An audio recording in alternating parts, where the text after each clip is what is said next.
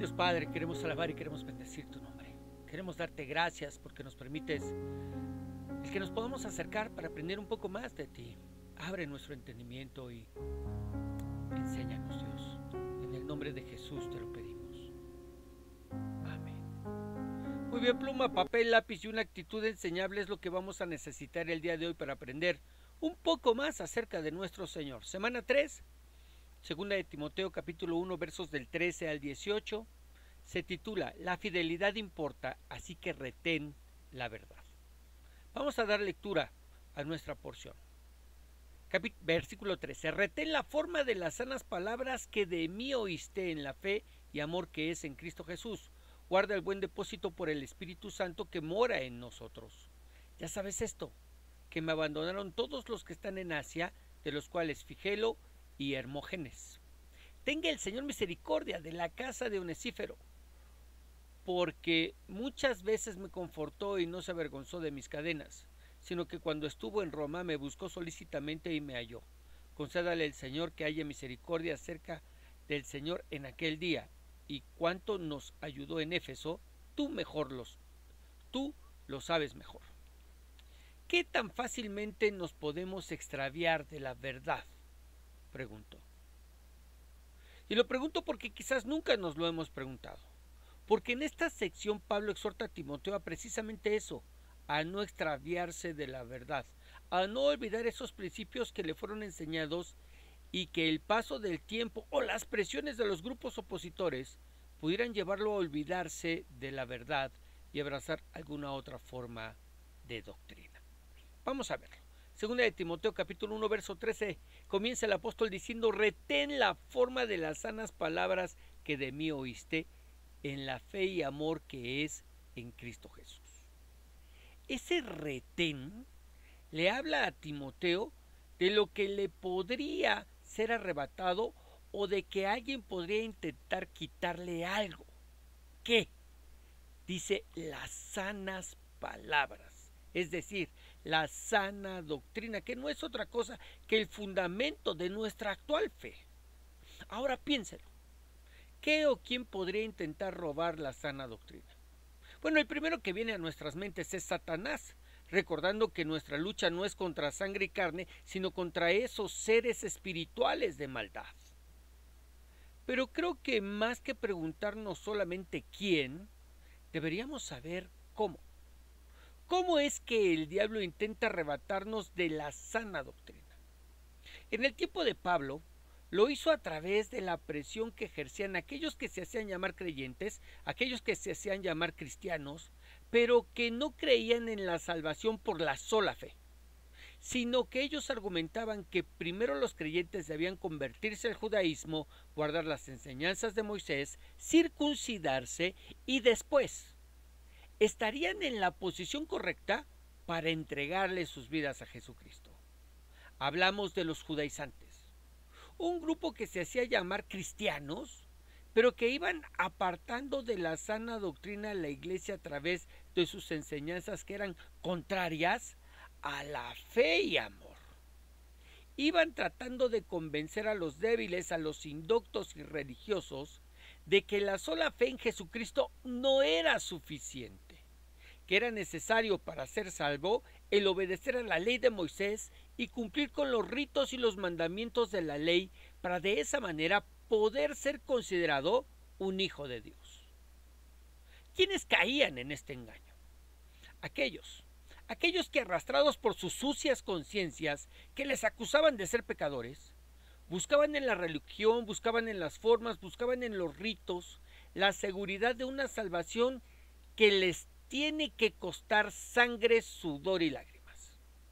Aquellos que no habían entendido que el sacrificio de Cristo en la cruz fue suficiente para perdonar nuestros pecados y limpiarnos de toda maldad, donde no solo se nos perdonaron nuestros pecados, sino que la justicia de Dios fue satisfecha y la culpa del pecado nos fue quitada. Así que, en primer lugar, el diablo, Satanás chanclas, intentó arrebatarnos de la sana doctrina con otras doctrinas. Ahora, pensemos en esto. Pensemos en esto porque hoy en día el enemigo sigue obrando de la misma manera. Él sigue intentando apartarnos de la sana doctrina a través de ideas, a través de filosofías que se encuentran apoyadas en parte de verdad, pero que por sí solas son grandes mentiras. ¿De qué hablas, pastor?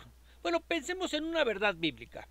Vamos a 1 de Juan capítulo 4, verso 8, que dice: el que no ama no ha conocido a Dios, porque Dios es amor. Ahora, ¿qué pasa? ¿Qué pasa si solo hago hincapié en esta verdad e ignoro todo lo demás que sabemos de Dios? ¿Cómo qué? Bueno, sabemos que Dios es amor, este pasaje nos lo está diciendo, pero también sabemos que Dios es justo y que en su justicia no tiene al culpable por inocente, y que la única manera de hallar perdón de nuestros pecados, es arrepintiéndonos primero del mal que hicimos y clamar al amor y a la misericordia de Dios para ser perdonados en Cristo. Estas son cosas que sabemos. Pero, ¿qué pasa si en lugar de predicar el amor de Dios a través del arrepentimiento y el perdón de los pecados en Cristo, solo le digo a la gente que Dios los ama y que lo único que ellos necesitan es reconocer esta verdad y decirle a Dios que le entregan sus vidas? Híjole, esto es algo que suena muy parecido a la verdad, pero que le ha quitado a la verdad del Evangelio el arrepentirse y pedir perdón por los pecados, razón por la que Cristo murió. Le ha quitado al Evangelio a Cristo mismo, y que le hace creer a la persona que el amor de Dios siempre ha estado ahí, aún sin Cristo. Y desgraciadamente eso es lo que en muchas de las iglesias que se hacen llamar cristianas está sucediendo. Se está predicando un evangelio que ha quitado a Cristo del centro. Un evangelio en el que ya no hablamos de pecado y de la necesidad de arrepentimiento, sino que solo le decimos a la gente que Dios les ama, porque Dios es amor, y que lo único que tienen que hacer es entregarle sus vidas a ese Dios que les ama tanto y ya. Y lo que en verdad están haciendo es algo que el mismo Señor Jesús les reprochó a los religiosos en Mateo 23:15. ¿Qué mal les va a ir, hipócritas? Ustedes van por todas partes tratando de ganar un seguidor y, cuando lo consiguen, lo hacen 2 veces más merecedor del infierno que ustedes mismos. Y se los dice porque yo pregunto: ¿podemos ser salvos sin reconocernos pecadores? ¿Podemos ser salvos sin arrepentirnos de esos pecados y, sobre todo, sin reconocer la necesidad del sacrificio de Cristo en la cruz? ¡Claro que no! Porque si pudiéramos ser salvos sin Cristo, sin su sacrificio en la cruz, entonces la pregunta sería: ¿a qué vino Cristo? Es decir, ¿no hubiera sido necesario que Dios se hiciera hombre, habitara entre nosotros, cumpliera con toda la ley, muriera de manera injusta por nosotros tomando nuestro lugar en la cruz, cargara con todo el peso del pecado sobre sí y como sacrificio perfecto satisfaciera la justicia de Dios y resucitara al tercer día? Y de esto quiere prevenir Pablo a Timoteo. Por eso le dice: retén la forma de las sanas palabras que de mí oíste, en la fe y amor que es en Cristo Jesús. La fe y amor que es en Cristo Jesús.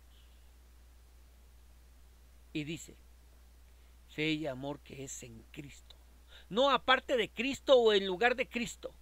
Y continúa diciéndole: guarda el buen depósito por el Espíritu Santo que mora en vosotros. ¿Qué es lo que Dios ha depositado en nosotros por medio de su Espíritu, el cual mora en nosotros, porque somos templo del Espíritu de Dios ahora? Su salvación. Somos salvos por medio de la fe en Cristo y el amor de Dios. Pero esa salvación se hace evidente en nuestras vidas cuando el Espíritu Santo viene a morar en nosotros. Cuando, una vez que efectivamente en arrepentimiento y fe le hemos entregado nuestras vidas al Señor, Somos aceptos en el amado, y como prueba de que efectivamente hemos sido aceptados por Dios en Cristo, Él le envía al Espíritu Santo a morar dentro de nosotros. ¿Dónde lo vemos? ¿Dónde dice? Bueno, una vez que el Señor muere y resucita, la Escritura nos dice que aparece a sus discípulos y sopla sobre ellos de la misma manera que lo hizo desde el principio de los tiempos con Adán. Aliento de vida, y les dice, Juan 20:22. Y habiendo dicho esto, sopló y les dijo, recibid el Espíritu Santo. Y quizás la pregunta es, ¿por qué les dice que reciban al Espíritu Santo? Bueno, porque para que el Espíritu Santo pudiera morar de manera permanente en ellos, era necesario que el Cristo padeciese por nuestros pecados y resucitara de la muerte. De manera que cuando así lo hizo, cuando murió y resucitó, Él mismo impartió al Espíritu Santo en ellos. En ese momento recibieron el buen depósito de Dios en ellos, lo que Pablo llama en Efesios las arras de nuestra herencia. Efesios 1:13, vamos a leerlo. En Él también vosotros, habiendo oído la palabra de verdad, el evangelio de vuestra salvación, y habiendo creído en Él, fuisteis sellados con el Espíritu Santo de la promesa, que es las arras de nuestra herencia, hasta la redención de la posesión adquirida para la alabanza de su gloria. ¿Qué quiere decir eso? ¿Que los que no tienen al Espíritu Santo dentro de ellos no son salvos? Exactamente eso es lo que quiere decir. Que no importa cuántas veces la persona haya hecho la oración del pecador arrepentido sin arrepentimiento. Que no importa cuántas veces haya venido a la iglesia y escuchado los sermones. Que no importa que incluso haya apoyado a la obra del evangelio con su dinero a través de sus ofrendas. Si el Espíritu Santo no mora, si el Espíritu Santo no vive, no reside, no está dentro de ella, no es salva. Entonces la pregunta más importante a responder sería, ¿cómo sé que el Espíritu Santo está dentro de mí? ¿Cómo sé que he sido aceptado por Dios para ser salvo? Bueno, de la misma manera que sé que la semilla de un árbol de limón que he plantado es de árbol de limón, hasta que dé fruto. El fruto no viene de manera inmediata al ser plantada. ¿Qué debe suceder? Se planta la semilla, esa semilla germina, crece, madura y da fruto. Y lo mismo sucede con nosotros. El Espíritu Santo viene a morar en nosotros.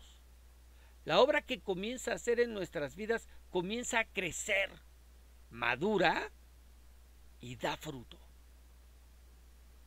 Gálatas 5:22 nos dice, mas el fruto del Espíritu es amor, gozo, paz, paciencia, benignidad, bondad, fe, mansedumbre, templanza. Contra tales cosas no hay ley. Estas son virtudes o fruto que se ven de inmediato en nosotros, pregunto. ¿Estos frutos o virtudes se ven de inmediato en nosotros? No. Son fruto que se va desarrollando en nuestras vidas poco a poco y que necesitan de tiempo para poder verse. Pero en definitiva, solo es cuestión de tiempo para que se vea. Precisamente por eso el mismo Señor Jesús nos dice en Mateo 7:16, por sus frutos los conoceréis. ¿Acaso se recogen uvas de los espinos o higos de los abrojos? Así, todo buen árbol da buenos frutos, pero el árbol malo da frutos malos. Pero Pablo no solamente habla de este fruto, sino que en este pasaje nos habla de una característica más que tienen aquellos que son de Cristo y que los distingue de aquellos que creían que eran, pero que en realidad no lo son. ¿Qué? Su permanencia en la fe o fidelidad al Señor. Verso 15. Ya sabes esto, que me abandonaron todos los que están en Asia, de los cuales son Figelo y Hermógenes. Eso de que Figelo y Hermógenes abandonaron a Pablo junto con los que están en Asia, no es que dejaron de ser salvos por abandonar al apóstol. sino que porque no eran salvos es que no permanecieron en la fe. Y como evidencia de su no permanencia en la fe, abandonaron al apóstol. Mire, una persona que deja a la iglesia y nunca más vuelve, no es que perdió su salvación por dejar a la iglesia, sino que porque no era salva es que dejó a la iglesia y nunca más regresó. Algo que nos explica más claramente Juan. Vamos a verlo en 1 de Juan 2:19. Dice, salieron de nosotros, pero no eran de nosotros, porque si hubieran sido de nosotros, habrían permanecido con nosotros, porque salieron para que se manifestase que no todos son de nosotros. Es decir, la característica que nos va a permitir mirar que alguien es de nosotros es que ha permanecido con nosotros. Es la permanencia. Algo que también enseña el Señor Jesús. Mire, Juan 15:4 nos dice, permaneced en mí y yo en vosotros. Como el pámpano no puede llevar fruto por sí mismo si no permanece en la vid, así tampoco vosotros si no permanecéis en mí.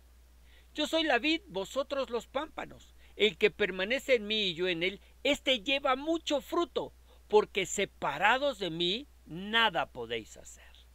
Permaneced, permanece, permanecéis, permanece. Separados de mí, nada podéis hacer. Algo que precisamente Pedro nos explica el por qué. ¿Por qué? Segunda de Pedro, capítulo 2, verso 21 dice, porque mejor les hubiera sido no haber conocido el camino de la justicia, que después de haberlo conocido, volverse atrás del santo mandamiento que les fue dado. Pero les ha acontecido lo del verdadero proverbio. El perro vuelve a su vómito y la puerca lavada a revolcarse en el cielo. Es decir, vinieron a la iglesia y no dudamos que el arrepentimiento de sus pecados haya sido genuino. Pensémoslo así, que genuinamente se arrepintieron. Por eso fueron perdonados, lavados de ellos. Pero no tuvieron fe en la salvación que en Cristo Dios les ofreció. No tuvieron fe para creer que en Él tenemos salvación y vida eterna. Quizás ellos creyeron, como decíamos al principio, que tenían que hacer algo para ganarse esa salvación. Que no era posible que solo por creer en la obra redentora de Cristo fuera suficiente. Y que ellos debían ganarse esa salvación, menospreciando, escúchame bien, menospreciando de esa manera lo que Cristo hizo en la cruz. ¿Y qué pasó? Su naturaleza no fue regenerada, no fue cambiada, no fue transformada. Ellos no recibieron al Espíritu Santo dentro de ellos y lo inevitable tuvo que pasar. Regresaron a lo que son. Mira, un pastor lo ilustra de la siguiente manera. Un día a José le regalaron un puerquito. Se veía hermoso, bañado y perfumado, con sus pezuñas recortadas y un gran moño en la cabeza. Junto con el puerco venía un tazón para que allí le dieran de comer. Y efectivamente, el puerquito comía en el tazón y se conservó limpio mientras permaneció en casa.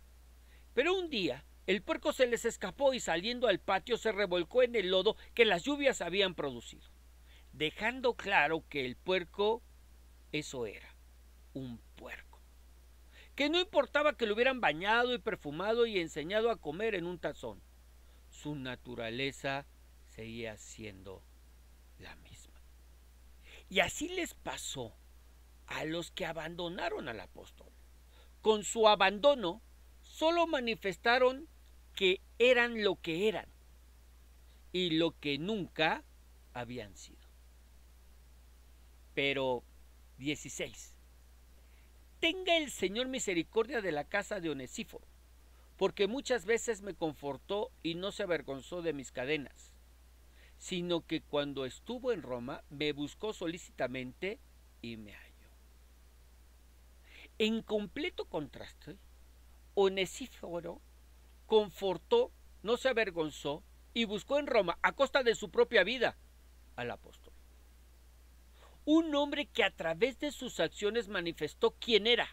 De la misma manera que los de Asia, a través de sus acciones de abandono, demostraron quiénes eran. Pero Onesíforo demostró que amaba y tenía fe al amar a su prójimo, el apóstol, y fe al buscarlo en Roma, sabiendo que lo más que podía perder era la vida, pero no su lugar en la presencia del Señor. ¿Cuáles son los deseos del apóstol para este hombre? Que el Señor tuviera misericordia de su casa.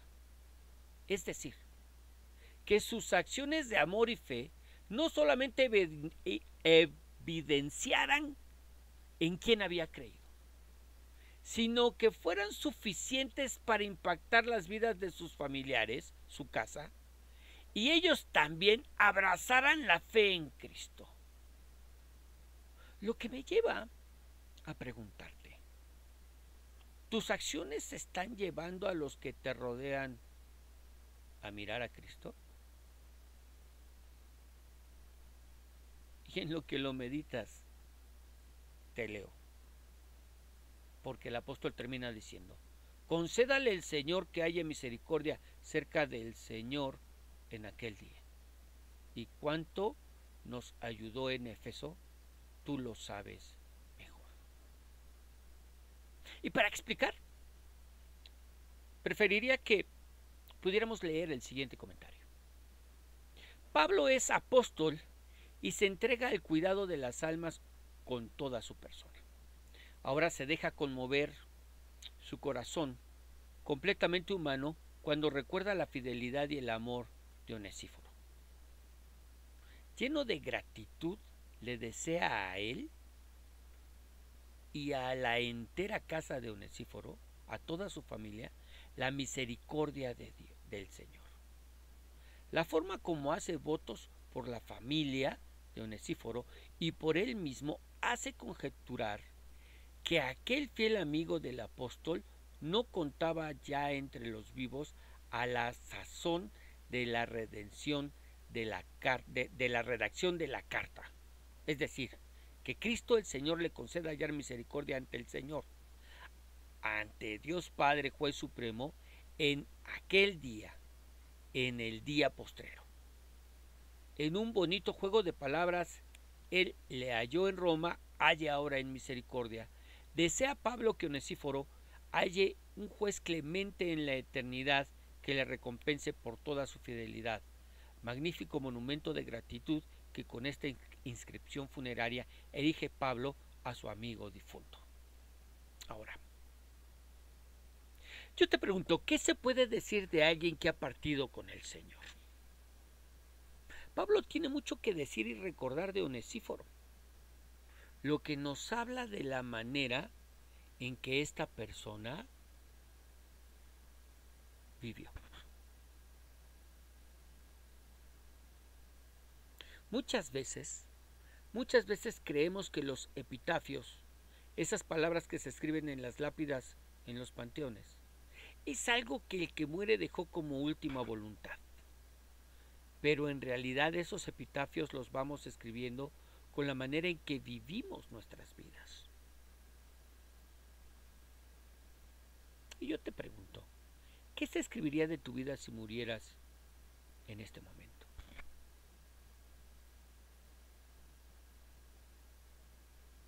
Entendiendo que esas palabras serían el resumen del impacto que nuestras vidas tuvieron en los que se encontraban alrededor.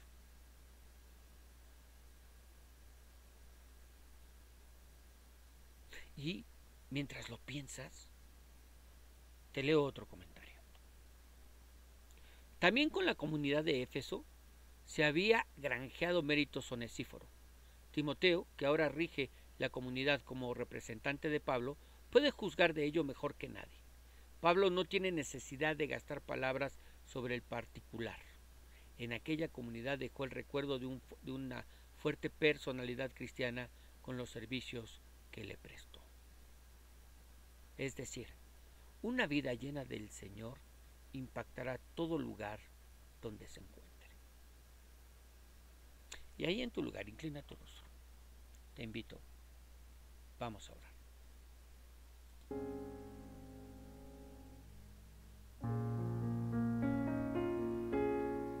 Dios,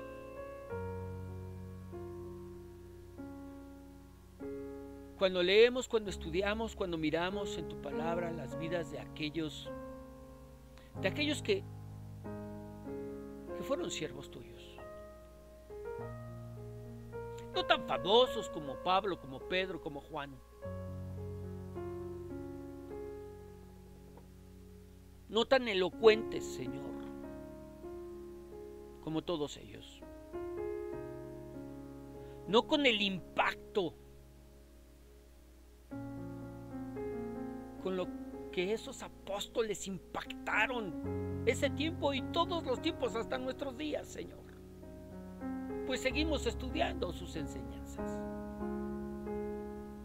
Si no hablamos de un hombre, Onesíforo, que impactó fuertemente la vida del apóstol, que impactó su comunidad, que impactó su casa, que impactó a sus vecinos, que impactó a su iglesia por la manera en la que vivía. Dios, esos héroes anónimos que serán recompensados cuando estemos en tu presencia. Señor, quizás, y bueno, no quizás, en realidad nuestros nombres nunca figurarán en esta Biblia.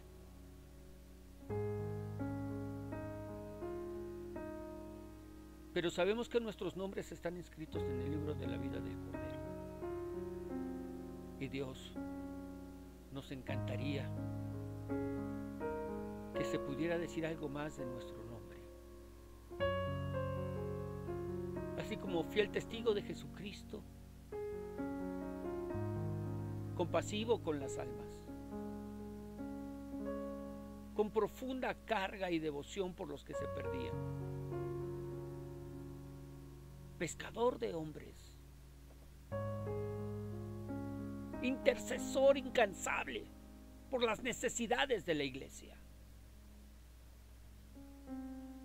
sustentador de las necesidades. Dios, que podamos entender que son nuestros actos de vida los que definirán nuestros epitafios en nuestra muerte.